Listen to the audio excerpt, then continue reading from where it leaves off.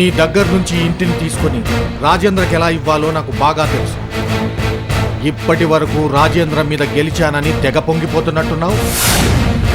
కానీ నీ ఓటమికి అసలైన పునాది అప్పుడే పడిందని గుర్తొచ్చు. మీ బాధ ఏంటో నాకు అర్థమైందమ్మా. మీ ఉనికి ఎవరికి తెలియకూడదు, అంతే కదా.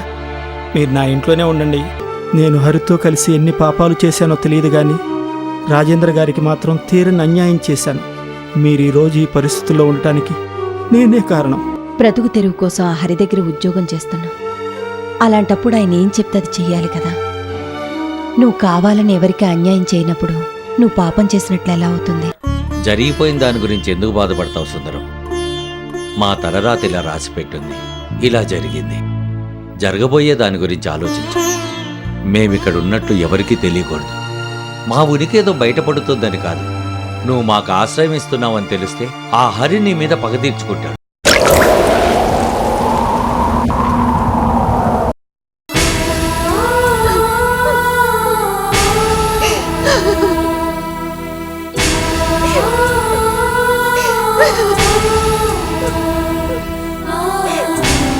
ఏంటి బోనా, ఏడుస్తున్నావా?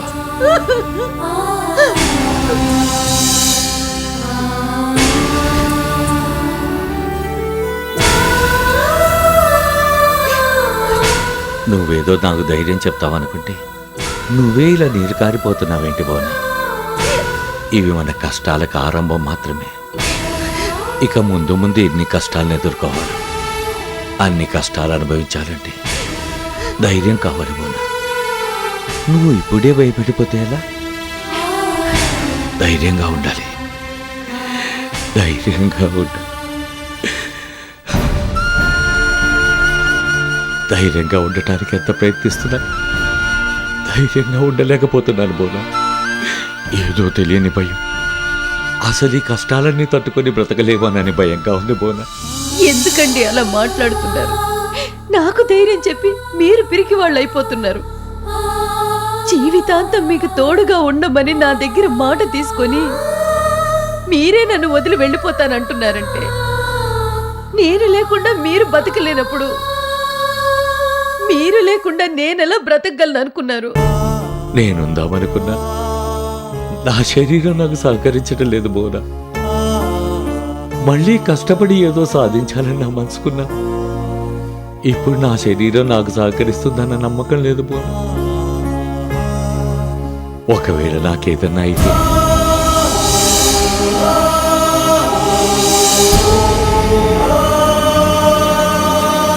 మీరింకోసారి ఇలా మాట్లాడితే నేను చచ్చినంత ఒట్టే. మీరిన్నాళ్ళు కష్టపడి నన్ను సంతోష పెట్టారు.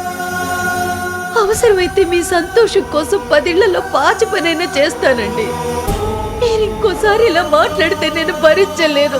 దయచేసి ఇంకెప్పుడు ఇలా మాట్లాడకండి. మాట వరుస కన్నాను బోనా. ఒకవేళ నాకేదన్నా అయితే నువ్వు మాత్రం దిగులు పడకూడదు. నీకింకా బాధ్యత ఉందన్న విషయం మర్చిపోవద్దు. అన్నయ్య వదిన వెళ్ళిపోయారు. రేపు నేను వెళ్ళిపోతే అన్నయ్య పిల్లల్ని బాగా చూసుకోవాల్సిన బాధ్యత నీపై ఉంది. వాళ్ళెక్కడున్నా వెతకండి. వాళ్లకు దూరమైన అమ్మా నాన్నల ప్రేమని నువ్వు అందించాలి.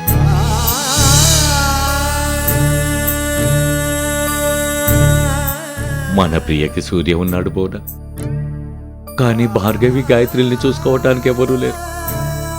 నువ్వే వాళ్ళని చూసుకోవాలి.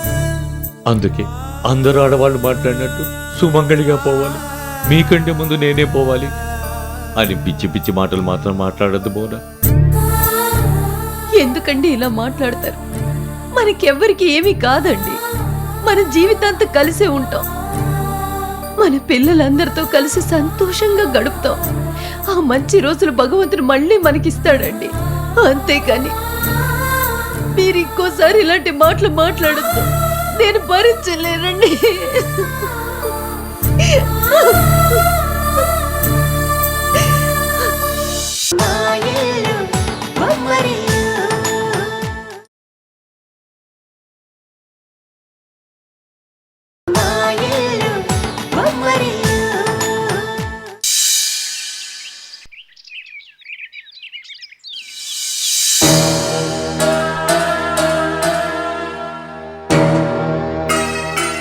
అమ్మా ప్రియా,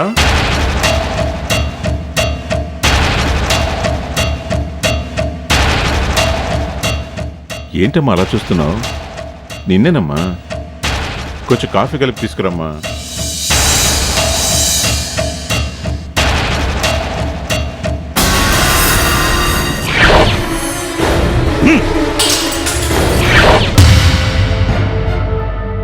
వీడు అర్థంగాడు. మొన్న ఉదయం కాఫీ తీసుకొస్తే దరిద్ర ముఖం వేసుకొని ఎందుకు ఎదురొచ్చావు అన్నాడు. ఇప్పుడేంటి కాఫీ తెమ్మంటాడు? సుందరం, ఎంతసేపు అయింది వచ్చి? అమ్మా ప్రియా, సుందరానికి కూడా కాఫీ తీసుకురా. అలాగేనండి. అమ్మా ప్రియా, ఒక్క నిమిషం. ఈ పూలు ఎత్తుకమ్మా. దేవుణ్ణి పూజించడానికా? బాగా దేవుణ్ణి పూజించమ్మా. పాపం మీ అమ్మా నాన్న నిలువ నీడ లేకుండా రోడ్డు మీద పడి తిరుగుతున్నారు కదా, వాడిని బాగా చూడమని ఆ భగవంతుని ప్రార్థించమ్మా. వెళ్ళమ్మా. ప్రియా అంటే మండిపడేవాడు సడన్గా ప్రియా మీద సానుభూతి చూపిస్తున్నాడేంటి? మనిషి మారిపోయాడా లేక చిన్న మెదడు చితికి గతం మర్చిపోయాడా? ఆహాహా, మీలో ఎంత మార్పు వచ్చింది సార్! మీరు ప్రియా మేడంను విసుక్కోకుండా ఇంత అభిమానం చూపిస్తున్నారంటే ఆహా, నా కళని నేనే నమ్మలేకపోతున్నాను. నీ కళ అనిపించిందా? అభిమానమా అవకాయ బద్ద. ఇది ఒక రకమైన టార్చరే. ప్రతి క్షణం దాని అమ్మా బాబుల్ని అడుక్కు తినే పొజిషన్ తీసుకెళ్లానన్న విషయం గుర్తు చెయ్యాలి కదా. నీలో మార్పు వచ్చిందంటే ఏదో తిరకాసుందని ముందే అనుకున్నా. అయినా నువ్వంత తొందరగా ఎందుకు మారి చస్తావు? ఇంకా నయ్యం, ఆ రాజేంద్ర వాళ్ళు నా దగ్గర ఉన్న విషయం చెప్పలేదు.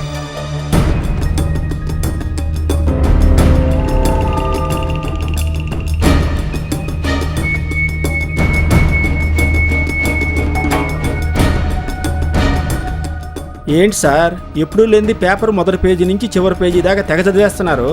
ఏమిలే సుందరం, రాజేంద్రకున్న ఆత్మాభిమానానికి నిన్న జరిగిన అవమానం తట్టుకోలేక పెళ్ళాంతో కలిసి రాత్రికి రాత్రే ఏ రైలు కింద తలపెట్టి చచ్చుంటాడేమోనని ఆ న్యూస్ ఎక్కడైనా పేపర్లో పడిందేమో అని చూస్తున్నాను.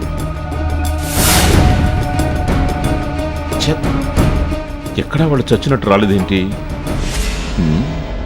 వాళ్ళకి ఎవరైనా షెల్టర్ ఇచ్చుంటారంటావా? కొంపదీసి నువ్వు కానీ ఇచ్చావా ఏంటి? ఊరికే అన్నాను లేవయ్యా, నువ్వు అలాంటి పనులు చేయవు కదా. ఒకవేళ ఏమైనా సింపతి చూపించి షెల్టర్ ఇచ్చావే అనుకో, నా సంగతి తెలుసు కదా. సార్, నేను మిమ్మల్ని ఎదిరించి అంత పని చేయగలనా?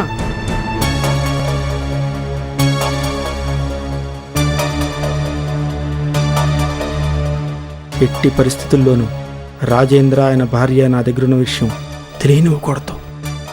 అరే ముక్కేవేంద్రా భయ్, కింద నుంచి అడుగుతున్నావు. ఒక ముక్కేడు పాడేడు వేసినావా? చేశా. ఆ గొడవ ఏంట్రా? ఆడేది ప్యాకెటే కదా, కొంచెం సైలెంట్గా ఆడుకోండిరా. అసలే పాము భయంతో నిద్ర కూడా పట్టడం లేదు, కనీసం కునుకైనా తీసుకొనివ్వండిరా. ఏయ్, నోరు మూసుకొని కూర్చో. ఎక్కువగా మాట్లాడావనుకో పేకాటం మానేసి నిన్న ఆడటం మొదలెట్టాల్సి వచ్చింది. ఏయ్, వాడినేం చూస్తావురా ముక్కై? ఆల్రెడీ నా జీవితంతో ఆడుకుంటున్నారా, కొత్తగా ఆడుకోవడానికి ఏముంది? ఏయ్, నోరు మూసుకొని కూర్చోరా. మీరు ప్యాకెట్ ఆడుకోండి. అవును, ఈ నాగరాజు ఏం చేస్తున్నాడు?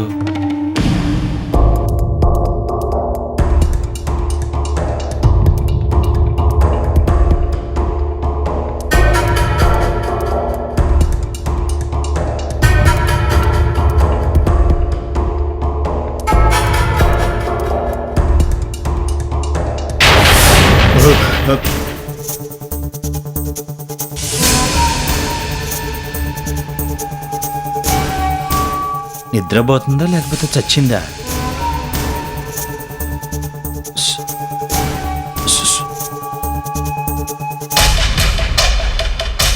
నిద్రపోతున్నట్టుంది. నన్ను చంపకుండా ఇది ఎక్కడ వస్తుంది? దీనికి మెలకు వచ్చే లోపల ఏదో ఒకటి చేయాలి.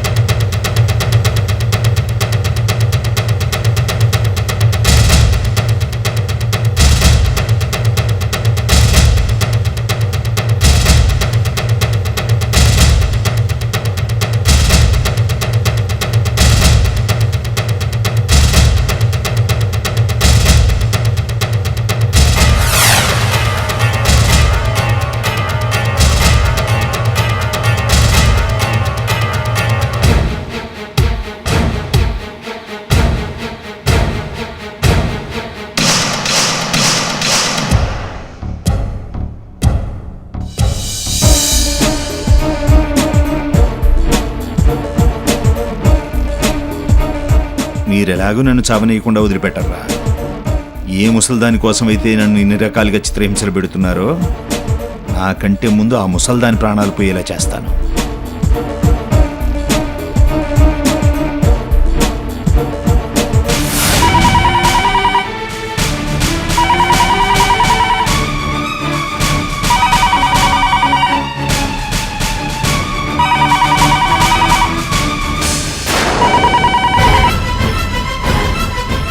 హలో, అత్తయ్య నేను రేయ్ వాడి చేతి ఫోన్ ఎలా వచ్చిందిరా?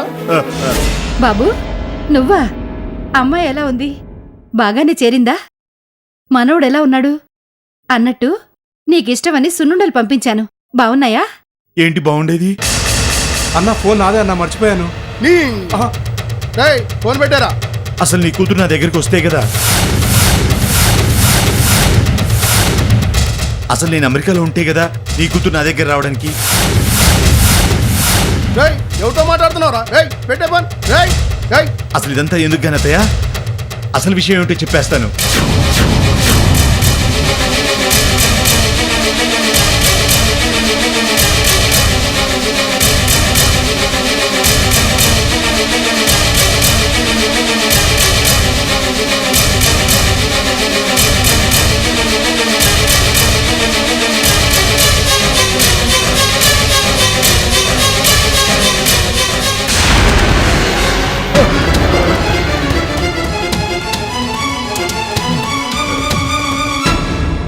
హలో హలో హలో,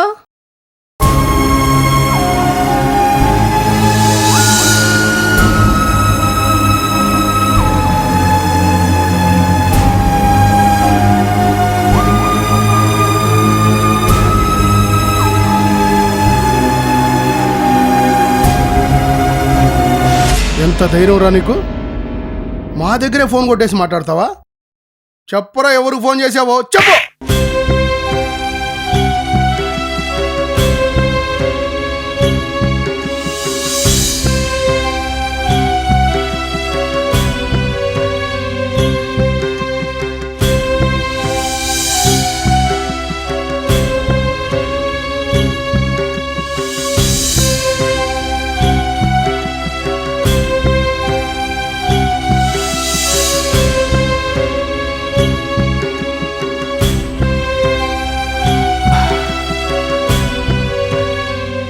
రాజేశ్వరి, కాస్త తలనొప్పిగా ఉంది, కాఫీ తీసుకురా.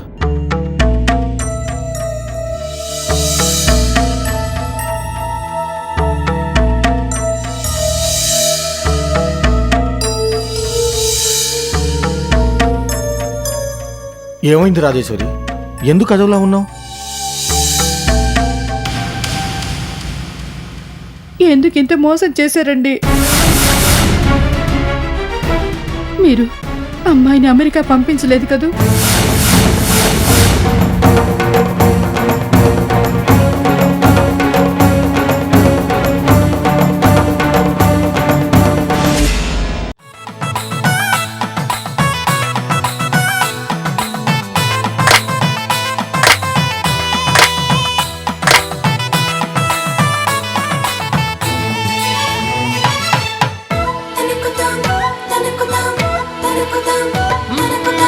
ఎక్కడిదో అల్లరి గాలి సరదాగానే వీచే చిన్నారి కిన్నెరసాని పయనాలేమో చూసి